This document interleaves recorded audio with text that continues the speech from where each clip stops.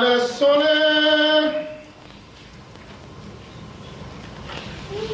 حي على الصلاة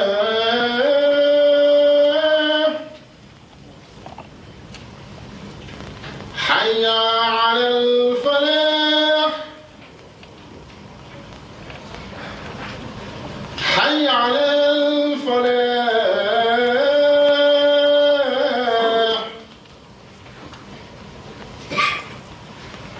الله أكبر الله أكبر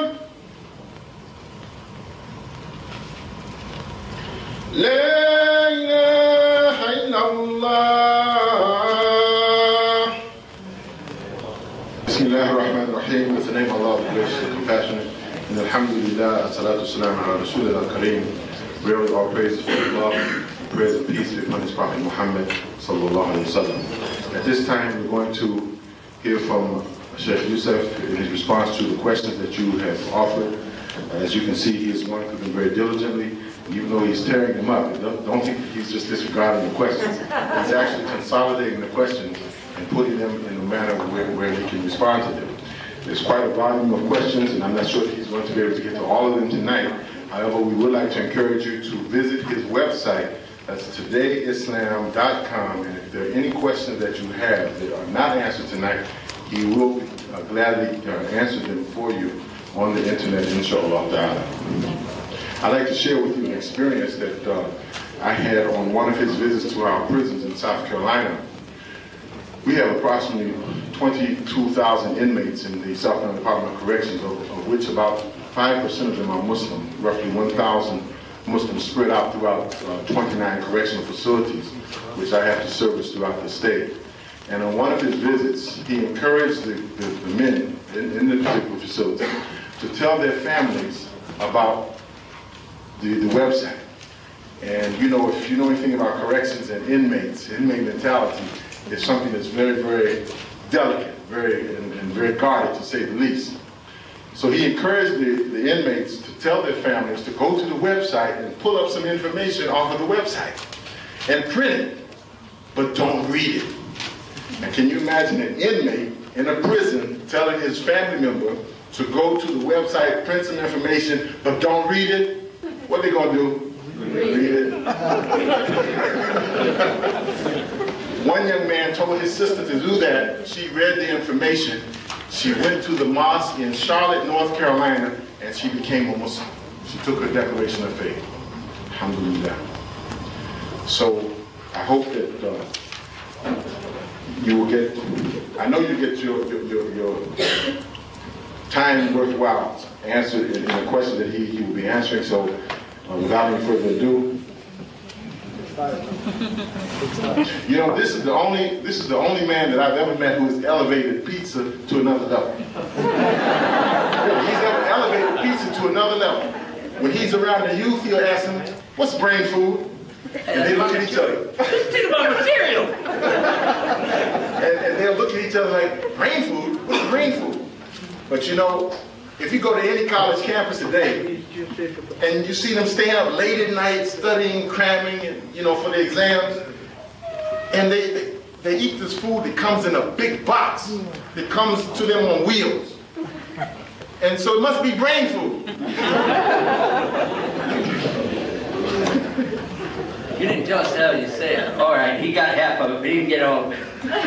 The whole idea behind bringing this up is not just to talk about brain food. And so, because I work with children who are descendants of Arabs many times in the United States, and the children are very Americanized, if you will, and they don't really speak very much Arabic. So, the Arabic language is very powerful and has a lot of things, but there's two things that the Arabic language doesn't have. The letter V is in Volkswagen, and the letter P as in Pakistan. So whenever I tell the story of the pizza, I say, "Now would you like me to teach you how to say brain food in Arabic?" They say, "Yeah, pizza." It goes good with Bibsy. And And when the man delivers it, he barks the car and comes in with it. I can't believe you stole my material, man.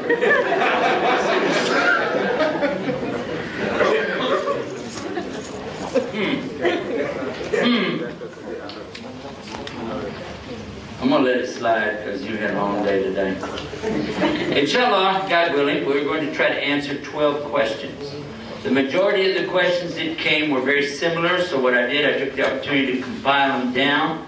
Then any of the questions which deal with issues that are for Muslims to ask their scholars, I defer that to a scholar. We do have our own sheikh with us, and if anybody has any questions, Muslim questions for a scholar, he's sitting right over there, they can ask him. Okay? Because that's not my job. My job is not to talk to you in Arabic language, and my job is not to tell you what we call Islamic ruling or fatwa. That's not my job. And I'm dealing only with the questions relative to the topic we had tonight. So if you had questions not relative, then you can present them to him, and he'll be happy through translation if you needed to give you any answers you would like, God willing. Okay, let's begin. And I wanted statistical information about Islam. How many Muslims are in the USA? And actually, I had to ask my sheikh, how many was that? Between 6 and 10 million. He said between 6 and 10 million. Then they asked how many mosques are in the United States? About 1,200, with more being built every day. I would like to mention this. You didn't ask this question, but my colleague and I can testify to this without any hesitation or reservation to tell you that without doubt, while we had our program tonight, I'm sure a lot more people in America became Muslim. Because even in his one state of South Carolina, there are literally thousands who have come into Islam. And in my state, which is, I live in Northern Virginia, right by Washington, D.C., we also see many hundreds. I've given what we call Shahada to so many that I lost the count years ago. Many people are entering Islam in America and in other countries. But you might also like to know, who are these people? Many of them are African Americans. But there are other ethnic groups as well. From the white Americans, they don't have a lot of knowledge of it, and it wasn't until September 11th that we started to go on their pilgrimage to Jerusalem. They try, and these are good people. We should give them credit for what they're trying to do. But in Islam, it's very clear that if a person leaves any of the 5 points that I mentioned, they're leaving Islam. So for the benefit of the Muslims who thought they could just say, I love Allah, and Allah loves me, Allah answered them. This is for the Muslims. I'll tell you what the Quran said. أعوذ بالله من الشيطان الرجيم قل إن كنتم تحبون الله فاتبعوني يحببكم الله. Tell them, if they say I love Allah, tell them then follow me, meaning the Prophet. And then and only then Allah will love them and forgive their sins. So this is very important for us to know that Islam requires more than belief. You have to work every day. So that's to give a little overall. Somebody wanted me to do comparative religion. That's as far as I'll go. The next thing it asks, they ask the question, how can I get a copy of the Holy Qur'aan? And I appreciate that, and I wish I could tell you how easy it is to do it in the States. But here it's more complicated.